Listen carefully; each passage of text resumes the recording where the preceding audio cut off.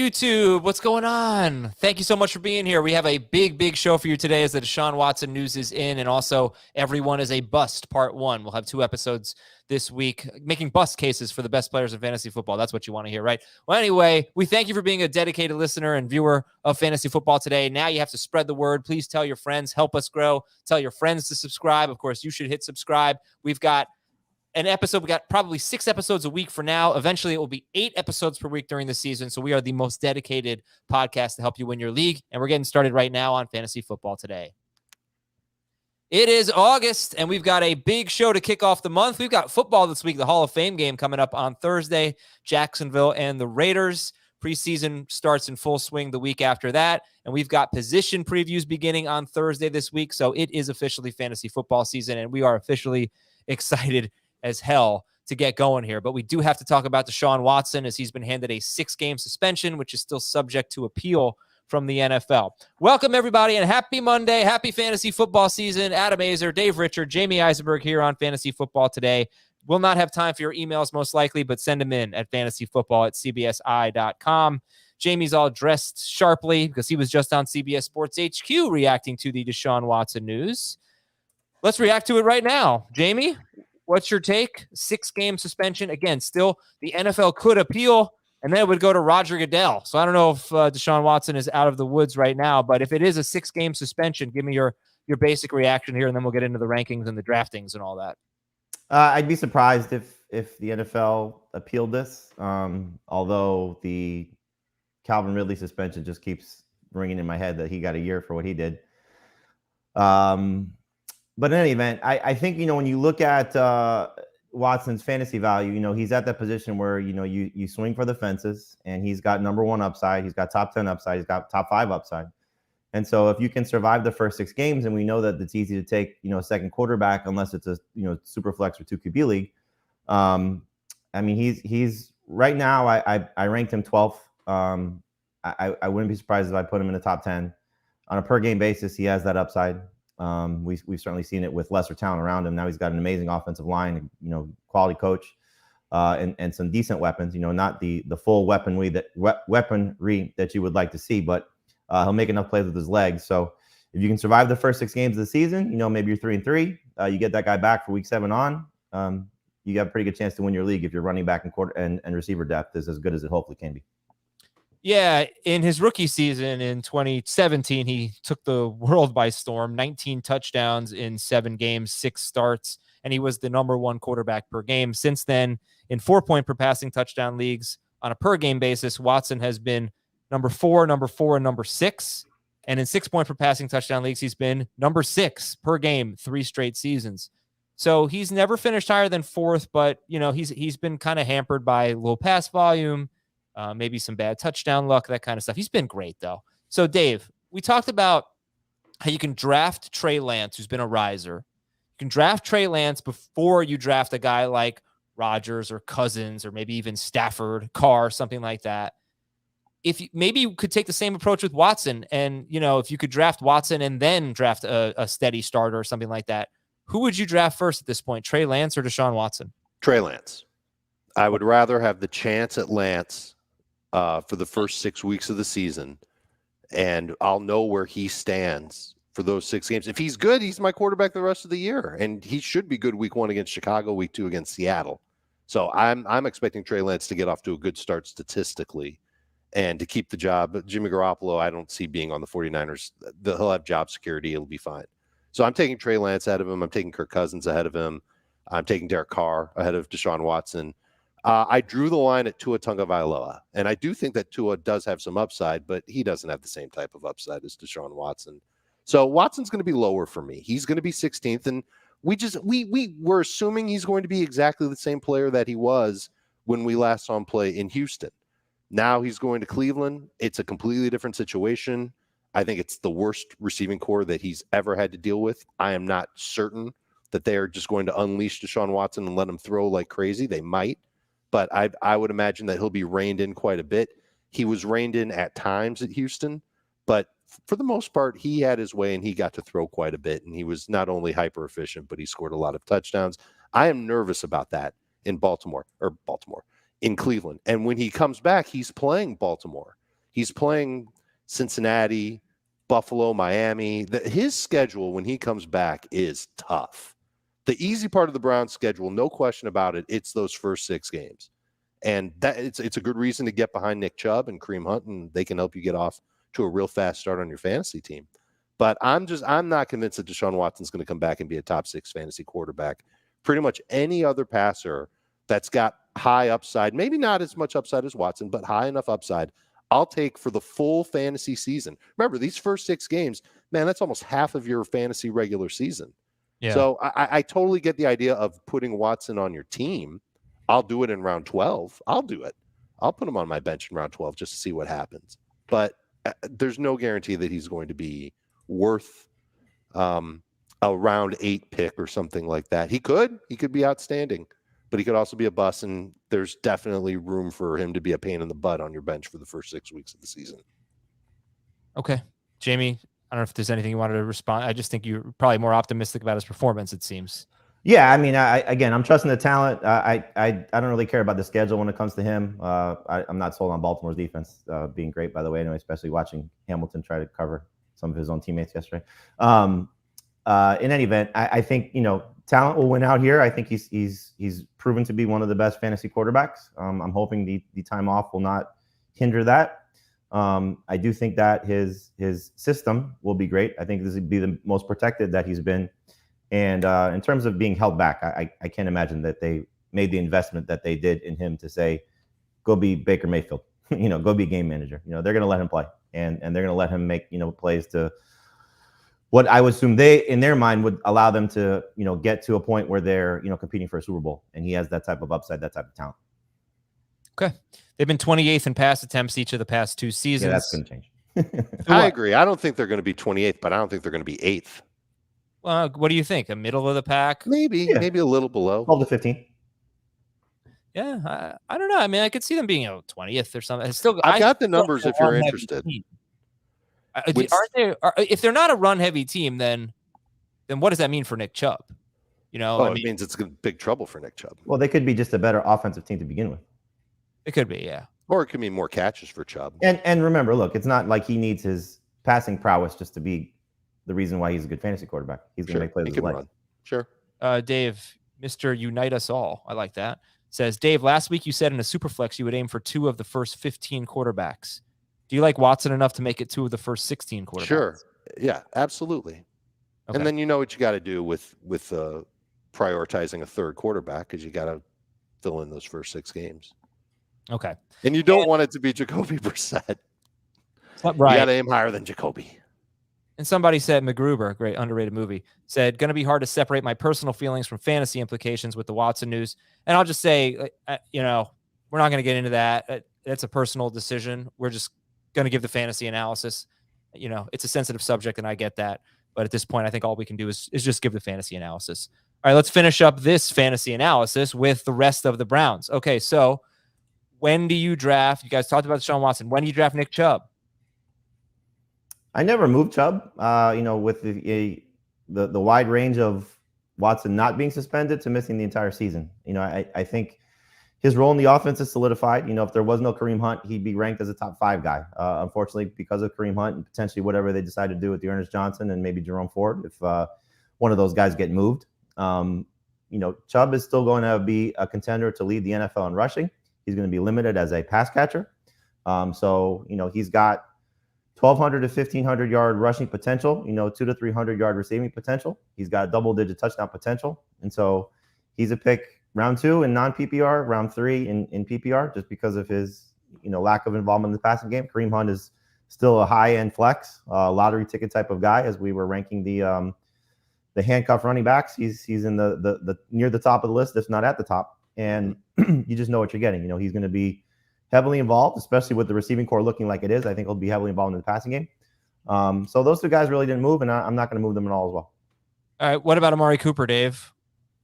I've got him in round 7. I'm not excited about him. I think he'll be compiler guy, someone who's just he'll get a decent amount of targets each week. He'll get you a floor of around 10, 12 PPR points per week. He'll score a few times. I don't see him being a dynamo.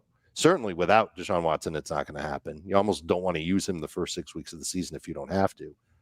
but he'll have a little bit more upside. Maybe he hits that floor way more often in the first 6 weeks, and then you up that number closer to 15 for the last 11 games that they're with Deshaun Watson. When would you draft him if Watson were not suspended at all? He'd be much higher for me. He'd probably be in that round 4 or 5 range. He's in round 5 for me now. I mean, yeah, you just you deal with whatever you get in the first 6 weeks, and then difference maker rest of the way. There's enough receivers that you can take in round 5. There certainly are, but there aren't as many as have the upside that he has with the amount of targets that he's going to get from this guy. I mean, I don't know. If he was not suspended, he'd be a top 10 wide receiver. I remember taking him in the middle of the 3rd round in a draft. Before I did it it was after the Watson trade, and it was so Watson and Cooper were on the Browns. I did it as if Watson were not going to be suspended, but that was in my mind right when we start talking about T. Higgins right there in the middle of round 3. That felt like a great spot for Cooper. The number 1 wide receiver for Deshaun Watson is always a fantasy superstar. It's been DeAndre Hopkins, it was Will Fuller, and then when Will Fuller got suspended, it was Brandon Cooks for the last 6 games of that season. So I don't know, David, felt like you're a little lower than I thought you'd be on Cooper. Yeah, I'm not as excited. Okay. All right. Funneled targets. It's just there's so much upside. You know who I am excited about though? It's because of the draft value is David Njoku. Before we get to that, his value is going to improve though. And his value will improve.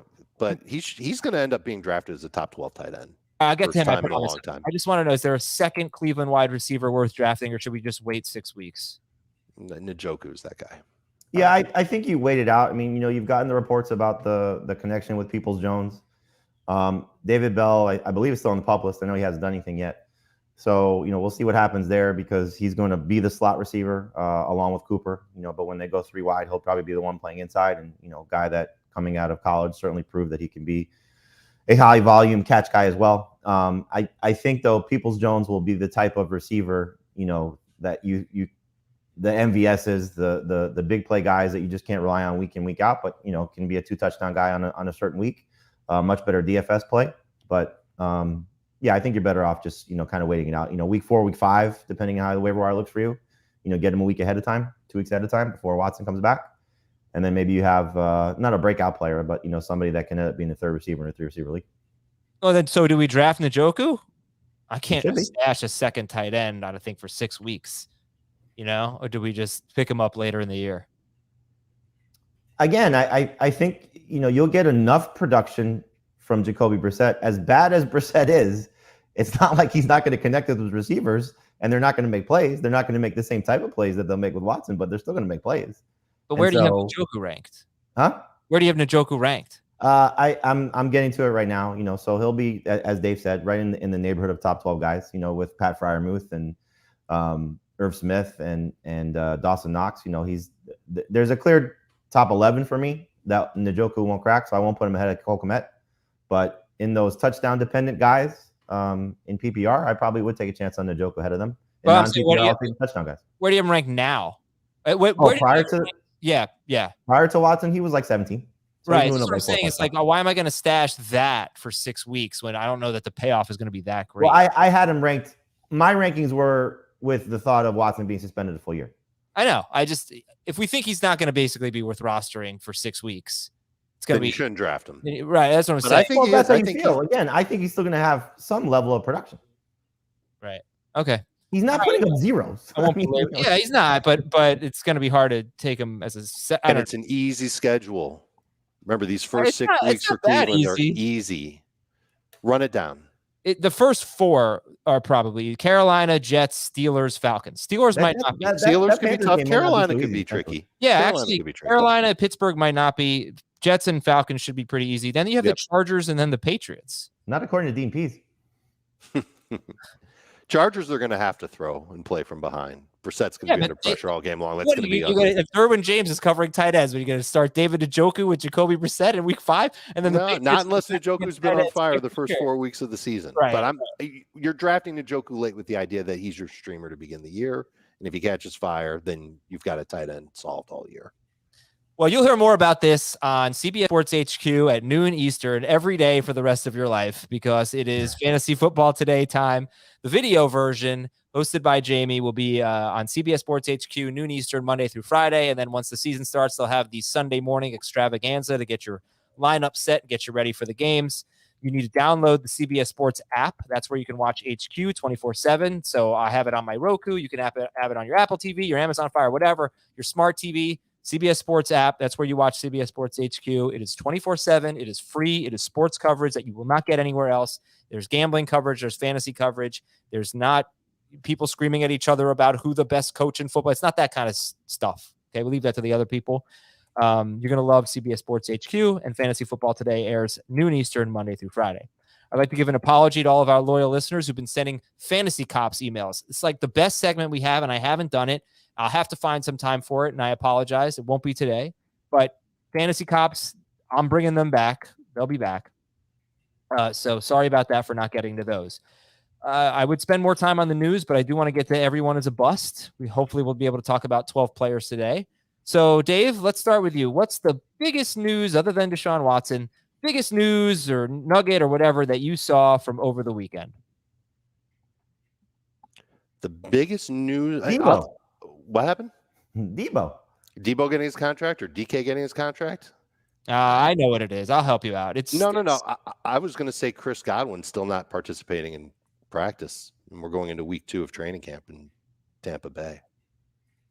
Okay, so what does this mean for you as you try to evaluate your rankings with Chris Godwin? I'm wondering if I've got him too high, and I'm wondering what the Bucs are thinking by not putting him on the PUP list in the first place. I read a report. I shared it with you, Adam. It's from one of the Bucs fan sites that's been around forever. I think it's joebucksfan.com, where they were told that Godwin is still on track to be ready for week 1, and they're pleased with his progress. And just because he's not practicing doesn't mean that it's trouble in paradise, but you'd kind of like to see him come back and get on the field. You know, Michael Thomas did. He was on the PUP list for a day. He's come back. He's had tons of good reports, and everybody's getting really excited about Michael Thomas. I'd like to see that happen with Chris Godwin, to have this Bucs offense at full strength to begin the year.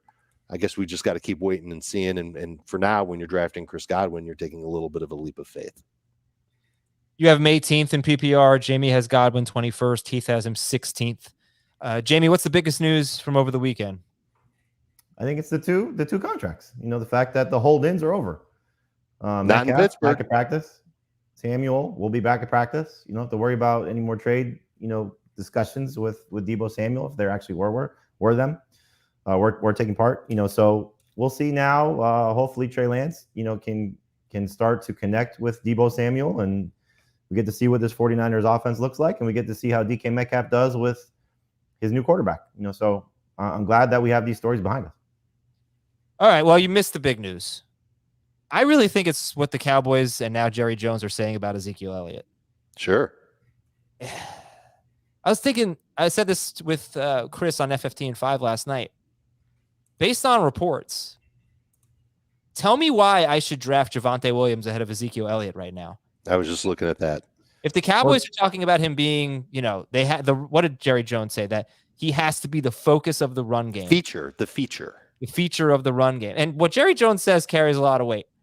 And there's still a competition going on, obviously, for the RB2 spot in Denver, but Javonte is probably not gonna have the same workload that Zeke has. That's my interpretation right now. I don't love dissecting quotes because there's a lot of fluff, but I don't think this is.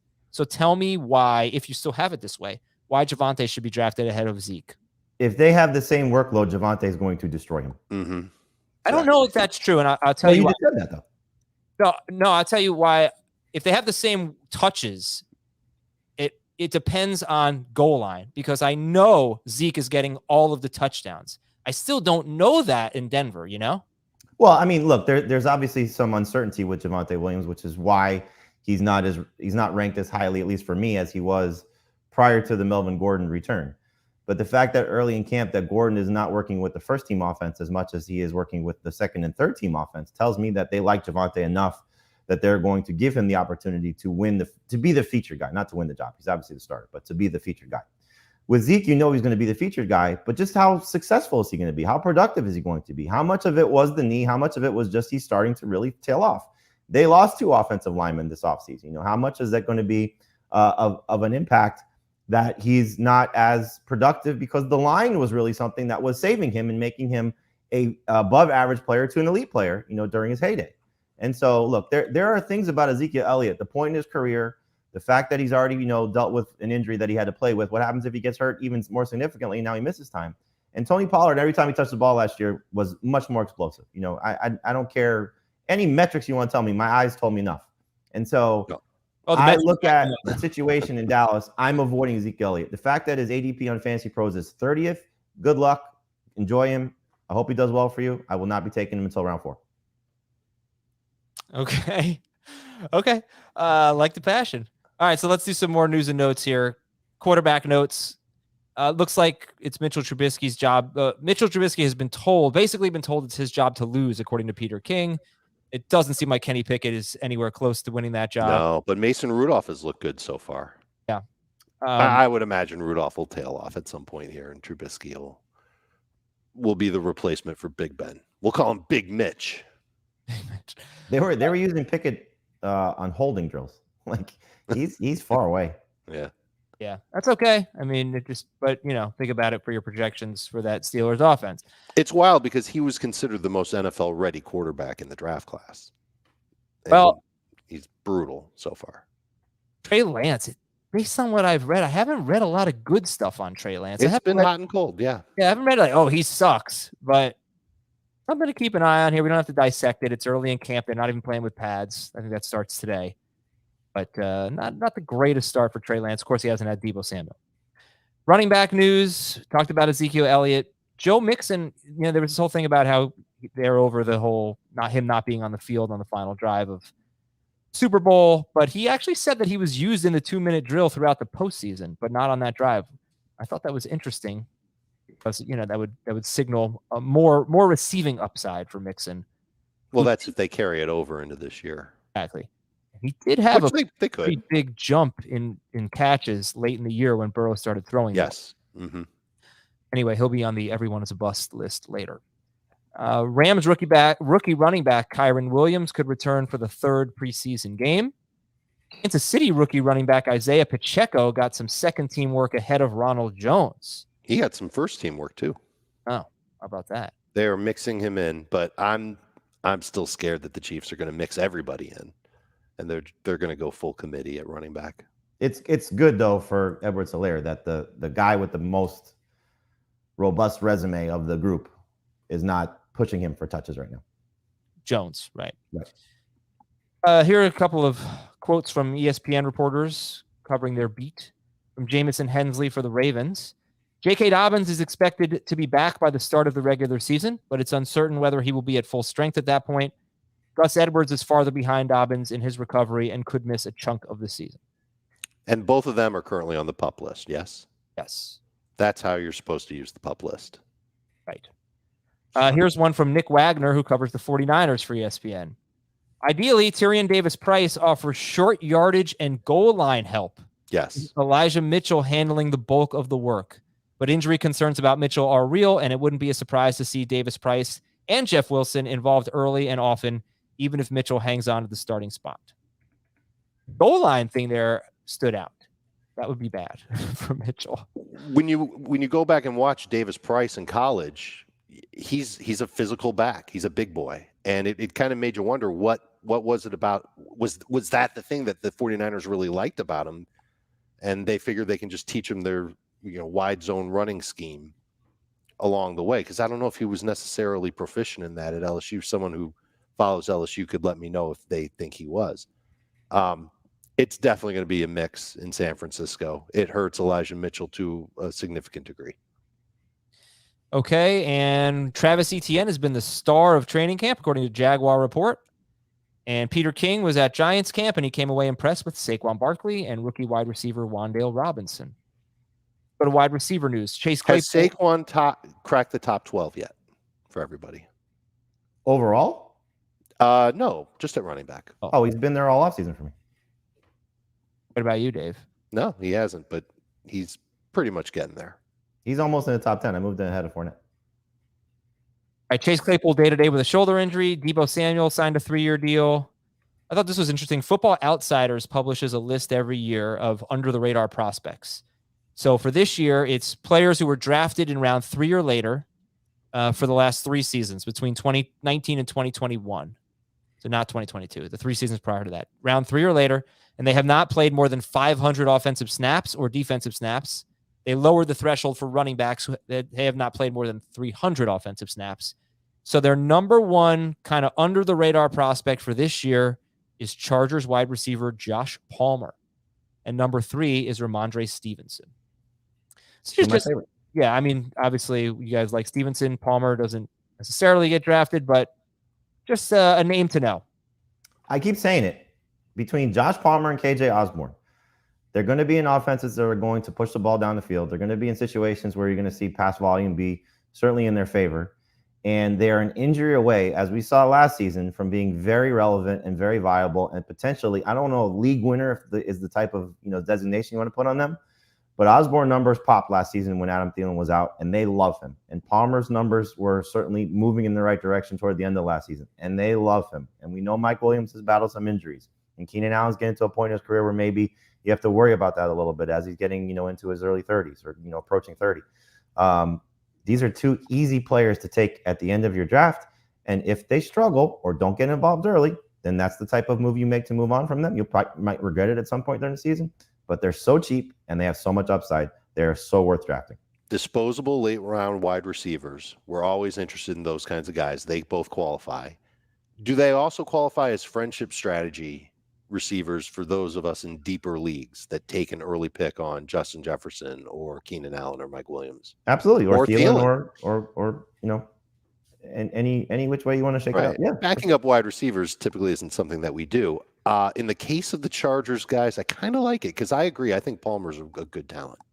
Okay, so we're talking about Josh Palmer for the Chargers and we could find receivers on other teams. Like as we go along, I mean, you might qualify Valdez-Scantling as being one of those guys. Yeah. Van Jefferson, if he were healthy, would be one of those guys. As we talk about teams, there's plenty of other receivers that could be friendship strategy. Yeah, maybe not so much Van Jefferson right now. No, because he's hurt. So okay, let's talk more about wide receivers here.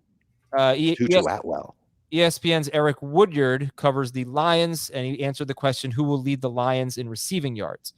All signs are pointing to St. Brown enjoying a breakout second season after setting numerous rookie records in 2021. St. Brown's production skyrocketed when Lions coach Dan Campbell gave former tight ends coach Ben Johnson a bigger role in play calling responsibilities. Ben Johnson is now the offensive coordinator and will find creative ways to use the Lions' rising star. And I thought that was interesting because to think about Amon-Ra St. Brown, we always say his production skyrocketed when Swift was out and for most of it when Hawkinson was out. But I don't know that we've ever attributed it to the change in play caller. So that's another way to look at it, and maybe that helps him going into year 2.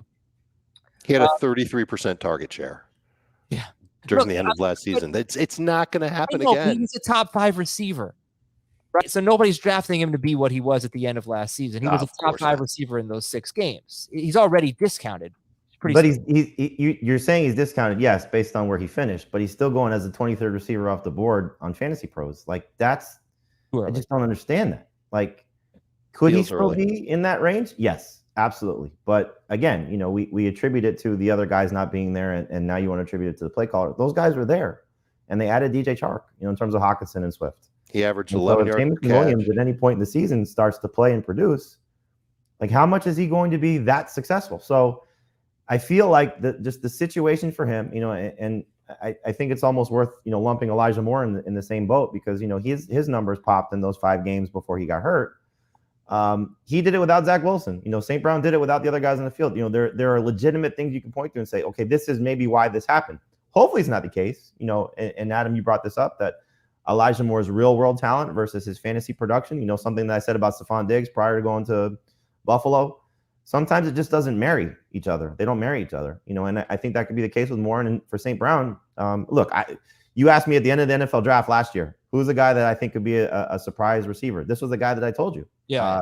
Based on his scenario, because it wasn't crowded. Now it's a little bit more crowded. Just don't trust him as much. Yeah. I feel like as we've gone through the offseason, there have been 3 players that I feel like I've been higher on than everyone else. And I do need to just clarify. And those players to me are Joe Burrow, probably Dawson Knox, and Amon-Ra St. Brown. And higher on than all of my colleagues, but I still think they're all being overdrafted, right? Like St. Brown's going ahead of Adam Thielen, Allen Robinson, Darnell Mooney, Michael Thomas. I mean, he's way too high, way too high. Dawson Knox is tight end 10. I think that's too high. Joe Burrow is QB 5 or something like that. That's too high. 6. It depends. Right. It depends where you look. But so, well, even though it's like I'm making the case for these guys, but still agreeing with you that they're busts. I draft them before you guys do, but totally think they're going too high. You know how many targets he had inside of 10 yards during his 6-game streak? 3. Lower. -3. 2. 2 in 6 games. Carson Wentz seems to have a good connection with Jahan Dotson, and Aaron Rodgers likes his wide receivers. And Alan Lazard or Amon-Ra St. Brown? Who'd you take? Lazard, which sounds weird to say, but like a situation better. Okay, tight end news. Pat Frymuth has a minor hamstring injury, and Taysom Hill, who's a tight end, is out with injured ribs. And offensive line news, Tampa Bay center Ryan Jensen is going to be out for a significant amount of time. Not necessarily the whole season, but a significant amount of time. Chicago center Lucas Patrick is out indefinitely with a hand injury. Yeah, he broke his hand. And that's not a good thing when you're a center. And Kansas City left tackle Orlando Brown will report to camp today. He will play this season on the franchise tag. All right, we're going to take a break. When we come back, we're going to do our best. Everyone is a Bust is a fun show, but usually we don't have the Deshaun Watson breaking news eating into the episode. So we'll do our best to get to as many as we can. Bust cases for the elite players. Do we buy them? How legit are these bust cases? How much should you be concerned? We'll take a break. We'll come right back on Fantasy Football Today. Welcome back, everybody. So we're being Debbie Downer today, negative Nancy, Dave Downer. Oh, it's a negative Jamie J. I don't know. Unfortunately, there's nothing negative about me these days. Okay. Yes, Dave is referring to his COVID results. He's still testing positive 10 days in. Still, man. Still. Damn, But it sounds like you're feeling better. Yes. I don't sound like Barry White anymore. Well, we do miss that. I'm not going to lie. All right. So in that case, I'm going to make all of you make a bust case. Both of you make a bust case, and the other one will tell the listeners, the viewers, if you agree with it. Jamie, Jonathan Taylor is number 1 in ADP. Make a bust case. Everyone is a bust, including Jonathan Taylor. The bust case for Jonathan Taylor is his role in the passing game gets worse because of an increase in Nyheim Hines' role. He does not score as many touchdowns because Matt Ryan, they trust him more in the red zone, and he does not lead the NFL in rushing. So he goes from the number 1, this is non-injury related, but he goes from the number 1 overall selection and number 1 overall pick to more of a late first, early second round selection because of the downturn in production, especially in PPR, and you regret drafting him ahead of a healthy Christian McCaffrey or anybody else at the running back position. You buy it, Dave? No, not at all. This is the hardest player to make a bust case for. He's obviously. He's scored in, I think, 18 of his last 23 games. He's the total package as far as running backs go. He's young. He's strong. Even though Matt Ryan's there, I still think they're going to be a run-centric offense. I think they'll revolve around Taylor.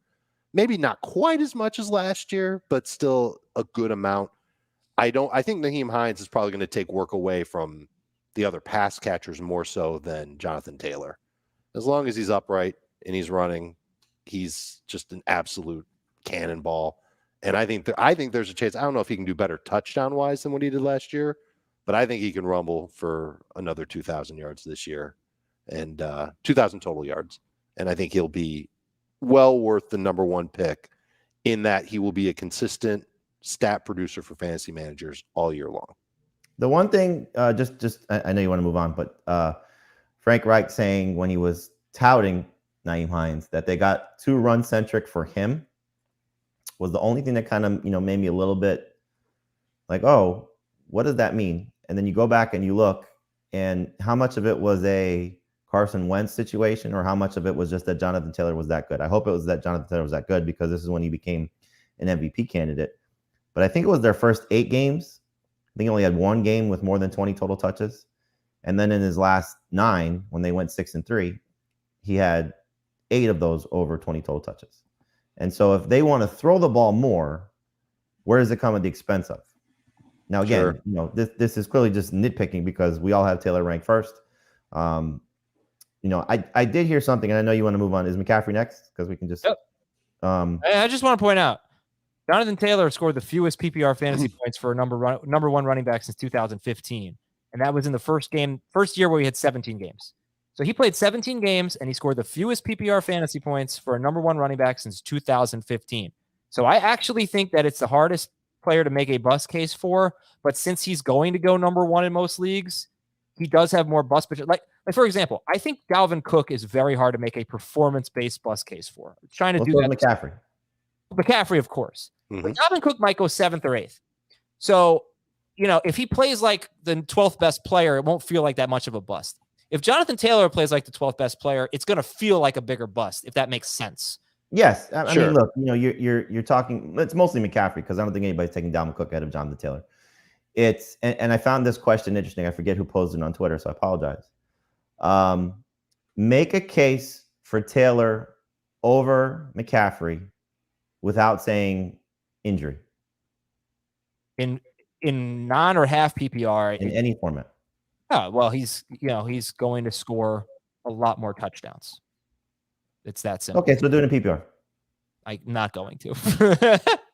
I'm just not going to. The case is that, the fantasy world and the skeptical fantasy managers aren't the only ones that are worried about Christian McCaffrey breaking down, and that the Panthers are going to take steps to start limiting how much where is their example they play him. What do you mean? Well, he hasn't played a game yet since. But nobody said that though. You're just speculating. No, Matt Rule has said a number of times we need to keep him healthy.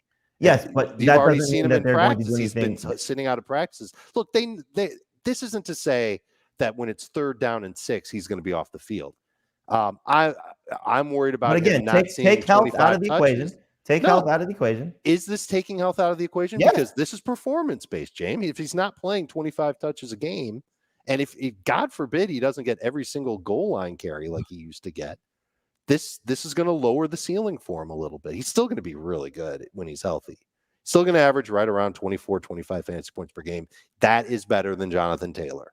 Yeah. But I am positive the Panthers coaching staff, on one hand, they need to win, but on the other hand, they know that they cannot win without Christian McCaffrey. So I bet a lot of empty Panthers. Is it to run Christian McCaffrey into the ground, or is it trying to preserve him? And I'm not saying this because I know No. It's potential. I think if they find themselves to be a competitive team this year, they're going to take the reins off of McCaffrey, and then if he gets do that early, I don't know if they do. And when the type of carries that I'm thinking they don't give Christian McCaffrey are going to be 2nd and 7 in late first quarter. They're not hurrying up or anything like that. Like that's an easy carry. That's an easy rep to not give him, especially if they're going to throw on that rep. I'm a little worried about what Deontay Foreman means as far as short yardage goal line goes. And are they going to take McCaffrey out of those situations? That would shock. Because there's going to be so much. I think they will some of the times. I think they will some of the times, but not every time. That's for a lot of running backs, though. It is. But part of Christian McCaffrey's appeal is that he scores tons of touchdowns. And anything that takes off 5 touchdowns off the course of the season, I don't think that's Christian McCaffrey. Would hurt a little bit. That you're not drafting him to score touchdowns. You're also drafting him to catch 100 passes. Right. I don't know if he gets that high. I really don't. I think that there's a chance that they hold him back a little bit until they're really comfortable with his health and they're really in a playoff race. So Matt Rule did say that he wants the offense to be a little bit more diverse in terms of the players that are involved. Right? He just felt like they were too dependent on Moore and McCaffrey, basically, specifically Moore, I guess. So I don't know. I guess you could say the Panthers spread the ball around a little bit more, ease up on the workload for McCaffrey. I'm looking at in 2020 in half PPR, he averaged 27.3 points per game. That was only in 3 games. Let me see what he did in 2019 in half PPR. 25.7, whereas number 2 was Derrick Henry at 19. So funny that in half PPR he's better than the guy who's the next year was in full PPR. It's crazy. True. Yeah. I mean, it's just crazy. I don't know. It's hard to make a bust case for McCaffrey that's not health based. Dave, I think you're doing it.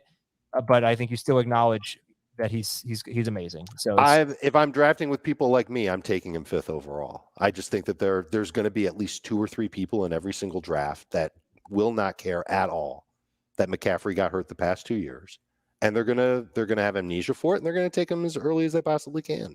And I'm not saying that it's going to be wrong. Yeah, it could be. Time will tell if that's wrong or right. Yeah. Okay. Let's talk about. Oh, by the way, here's a question: how much does Baker throw to running backs? About 20%. But you know what? His years in Cleveland, it was about 20%. Cam Newton never threw to his running backs, and then he threw over and over and over again to Christian McCaffrey. If you have Christian McCaffrey and you don't throw to your running backs, you're an doing idiot. It wrong. Yeah. Plus, he doesn't just line up out of the backfield. Right? He'll line up out wide and slot, whatever. Mm-hmm. All right, Austin Ekeler. Dave, make the bust case for Austin Ekeler. He was number 2 overall in all formats. He was number 3 per game in all formats, behind Derrick Henry and Jonathan Taylor. He had 70 catches, and in week 1, he had 0 targets. It was the weirdest thing. But anyway, make your bust case for Austin Ekeler. I believe he's coming off of a career year. 20 touchdowns for him, 1,558 total yards. Those are both career highs. And the Chargers thought so much of it that they drafted Isaiah Spiller, who, for the draft capital they used, was an excellent pick. He's a quality 3-down player. He's good at catching the ball out of the backfield. Certainly a more physical running back than Austin Ekeler was considered before last season. Ekeler is also on a team with a ton of great pass catchers. Not only do they have Keenan Allen and Mike Williams, we've already talked about Josh Palmer. They added Gerald Everett at tight end. They're going to be able to spread the ball around quite a bit this year in LA. And they also have themselves one of the better looking defenses on paper. That might mean that they actually slow down some of the offenses that they face. That means that there could be more running. Will the coaching staff put Ekeler in the 4-minute drill when they've got somebody like Spiller who can be a good sustainer and a good physical back to help grind down the clock late in the 4th quarter? Ekeler can be a good fantasy running back, but I don't think he's got a shot to really hit that upside that we saw last year. Do you Jamie, believe it? you Do buy you believe it? You buy that bust case for Ekeler? I don't buy the bust case for him in terms of being a first-round pick if he stays healthy. But I don't know if he's going to finish as a top 5 guy based on history. And this is what makes me concerned about him and Henry and, these guys that are getting a little bit older, Fournette, Connor. It's 5 years since a 27-year-old running back has been a top 6, 27 or plus running back has been a top 6 PPR guy. Yeah. LeSean McCoy. Eckler's 27 and Henry's 27 plus or 27 plus. Right. So can they buck that trend? Sure.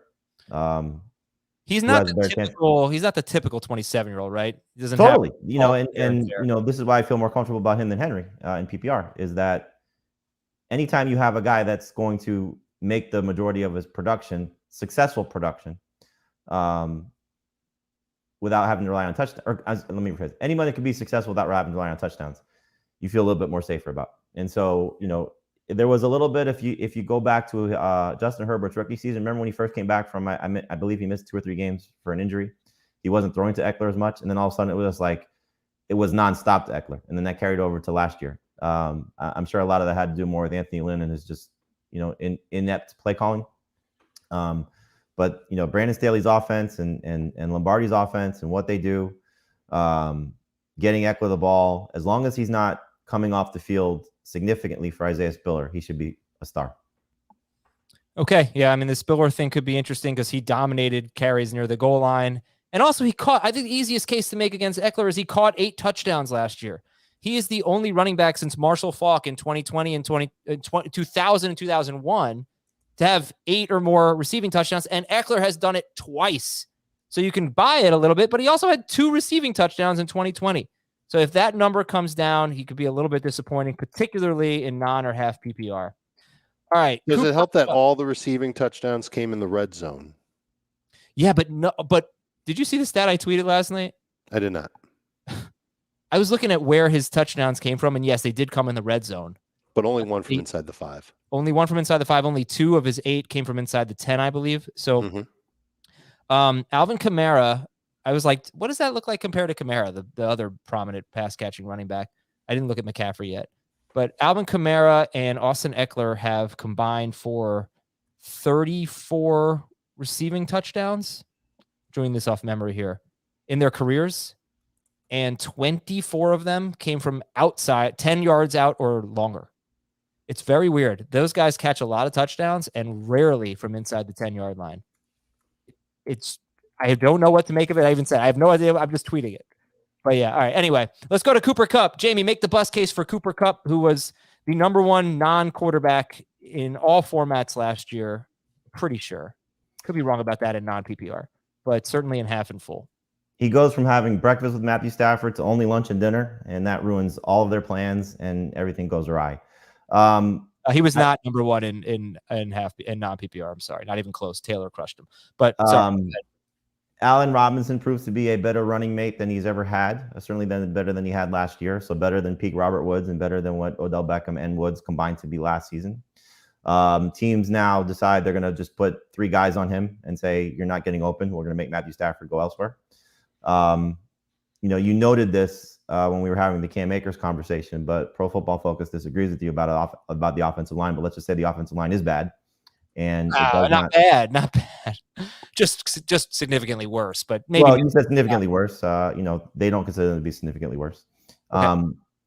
But if they are significantly worse, and Stafford doesn't have time to connect with Cooper Kupp, again, these guys that we're talking about here are, barring injury, I think still have the path to being, first round caliber talents. It's a matter of, are they top 5, top 10, or are they, bottom 10, or toward the end of the top 10, or closer to 15. I think if Cooper Kupp stays healthy, he's certainly proven to be a target hog and a significant pass catcher, whether it was Jared Goff or Matthew Stafford. Stafford just unleashed him, and hopefully that continues. Dave, what do you think about that bus case? I think you can make a stronger bus case. He had never been over 9 targets per game. I think it's even 8.5 targets per game until last year, and then he averaged 11.2 targets per game. It feels unlikely to repeat at 11.2 targets per game. Does he fall back to where he's been over most of his career, which is right around, well, in 2020, he was 8.3. 2019, he was 8.4. Does he fall back to there? And is that enough of a drop to open the door for someone like Justin Jefferson to just win on volume? Because Jefferson had almost 10 targets per game last year, and that's an offense that's expected to throw more this year. So could that cost Cooper Kupp? Could Allen Robinson cost Cooper Kupp? Could I be dead wrong on Cam Akers? And Akers is just the engine of this Rams offense. And they decide that they're going to be a little bit more balanced than they were last year. They were 60% pass last year. Do they tone that down? Do they tone it down because Stafford's arm might be an issue? Remember, he's kind of on a pitch count in camp this year. So I think there's plenty more that can go wrong for Kupp compared to somebody like Jonathan Taylor that could see his numbers go down. I've spent a lot of time debating, in my mind, Kupp versus Jefferson. And I don't see enough of a target drop. I don't think he'll go as far as 8.4. I think he'll be still right around 10 targets per game. And if he's getting the same amount of targets per game as Jefferson, I'll take Kupp to have the better year. All right. Next up is Derrick Henry, but I'm going to switch the order here and just go with Jefferson. Let's go right into it. I'm going to make the bus case for Justin Jefferson. I'm just going to give you these numbers. He was a lot better before Adam Thielen got hurt. And before Thielen got hurt, he was on pace for 151 targets. Still great numbers. 1,587 yards, 9 touchdowns on 151 targets. And then after Thielen got hurt, that jumped up to 196 targets. So he went from a 151 target pace to a 196 target pace. Numbers were great both times, but they were better, obviously, without Thielen. You have to point out that in the 3 games leading up to the Thielen injury, he started to really get going. So it started, and then Thielen got hurt and barely played over the last 6 games of the season, and Jefferson went nuts. And that, by the way, that pace for Jefferson with those last 6 games without Thielen included the Sean Mannion game, which was awful. So that's the case. I mean, that's the case right there for Jefferson. He's being drafted as wide receiver 2. Last year he was wide receiver 4 per game. So he's never been wide receiver 2. It's almost how dare he in 2 years never get there. Yeah, but it's also like Tyreek Hill and Devontae Adams got traded and their values fell a little bit. So it's pushed Jefferson up perhaps. And he did get a boost when Thielen was off the field. So that's the bus case. That's included in the red zone. He hasn't been a dominator in the red zone. like other receivers that you would expect to take this high in a fantasy draft would be. 2021, he had 20 targets in the red zone. He caught 7 of them for touchdowns. 3 of the 7 touchdowns came with Thielen out. In 2020, he only had 10 red zone targets. I remember talking about this with him going into last year. Barely targeted in the red zone. Only 1 of his 3 touchdowns that came in the red zone as a rookie came with Thielen out. So and that was only 1 game. I get a little bit worried about that, but then I also understand that this is a new coaching staff, and I figure I'm putting a lot of faith in Kevin O'Connell that he will be a lot more attentive toward the passing game, won't be so stodgy like Mike Zimmer was. He likes his quarterback. Did you see what Mike Zimmer said about Kirk Cousins and that come from behind game from last year? That was something. They obviously did not get along. I think Cousins will get along with O'Connell. It means a lot of throwing, and I think there will be ways for Justin Jefferson to have another very good year. Okay. In other words, I don't believe that the red zone woes are going to continue. Okay. I think that'll revert a little. And I know you guys expecting a big boost. They were 11th in pass attempts last year. So, it's not about a boost in volume. It's about how the passes are distributed and the routes are changed and the tempo is different. I mean, they were forced to throw last year because their defense fell apart. I don't care if their defense is healthy. You're going to see throws on first down. They didn't do that on a regular basis. You're going to see just 2nd and 1 where Mike Zimmer would call a run play. They're going to take shots. It's a different feel for Kevin O'Connell. He's talked about that. The players have talked about that. So, when teams are expecting them to run, they're going to throw. Until teams adjust, they should have some success. Okay, let's go to Derrick Henry then. And just to speed things up, I think it's an easy bust case. It's a health thing, right? He's older and coming off the foot injury. I don't know that is there a performance bust case? The only thing is, he ran for 2,000 yards, and in full PPR, he was in not half and full PPR. He ran for 2,000 yards in 2020, and he was RB4 per game. And actually, he was RB3 in non PPR per game because he just has no receiving production. However, he did have 18 catches in 8 games last year, so he was on pace for 38 catches, which would have been by far a career high. Is there a performance bust case for Derrick Henry, Dave? I don't think so. Not unless you tie it to the injury. I don't think the Titans are going to do what I think the Panthers might do with McCaffrey and say, whoa. We need our big horse healthy. We need to, start giving more work to other running backs here. And they take him off the field. And maybe they do take him off the field in certain situations where you don't expect him to get a touch anyway, like 3rd downs. I think their identity revolves around Derrick Henry. I think they're comfortable with where he's at in his recovery. He's practicing. The injury he's coming back from, it is a problem, but it's not a soft tissue injury. As long as he's comfortable playing on the foot, and my guess is that he is. He's already had 1 game coming back from the broken foot. I think he'll be fine. I think he's still going to get a lot of work. He led running backs in touches per game last year. He averaged over 23 PPR points per game last year. Again, that's not as high as McCaffrey's highs, but that's still really good. And you mentioned that he finished 4th in PPR per game 2 years ago. That's the lowest he's been each of the last 3 years in PPR. Yeah. I think, and I look at the division. Houston's run defense doesn't scare me. Jacksonville's run defense doesn't scare me. Indianapolis doesn't have Shaquille Leonard anymore in the middle of that defense, at least not right now. We'll see if he comes back and he's fine. I think he could just go on a mad run again this year and just be, everyone will look back and shake their heads and say, all right, yeah, he's not going to catch 50 balls, but he's still running for 150 yards and scoring at least 1 touchdown a week. Jamie, I've got a better bust case for Derrick Henry. This offense is a sinking ship. Ryan Tannehill regressed last year. They don't have A.J. Brown anymore. We're relying on Robert Woods and a rookie to be their receiving game. Their offensive line could suck this year. PFF has them pre-training camp as 27th. They lost an offensive tackle and an offensive guard who were actually very good in run blocking last year, but bad in pass blocking. His efficiency went way down last year. 4.3 yards per carry was super low for Derrick Henry. Where are some warning signs for a guy who does not catch passes, who could be on a bad offense? Yikes. You buy that? Yeah. I mean, I don't have it ranked that way, but I buy it. I can certainly see that happening. He's an alien, so he's, able to overcome a lot of these things, and I think he will. But again, history is not on his side for finishing at this level. History's also been something that he's, proven that he can, shatter by bouncing back from a 2,000-yard season and performing at a high level. Most guys that run for 2,000 yards don't do that. So, he's got that league rushing title within his sights, and I'm sure he will compete for it. He's got the opportunity once again to score 15 plus touchdowns again. I hope he has the opportunity to be a 30-catch guy, but he's just somebody, for whatever reason, I tend to avoid based on where you have to draft him. Like, I'm taking Cooper Kupp and Justin Jefferson ahead of him in PPR. I'm taking McCaffrey and Ekeler ahead of him in PPR. And so I haven't had the opportunity yet in a draft, probably because of Dave, because Dave's high on Henry, where if Dave's picking in front of me, to see him fall to that 6, 7, 8 spot, which is where I think he's probably going to end up. I don't know where his ADP is right now, but right, that won't happen unless I'm picking first.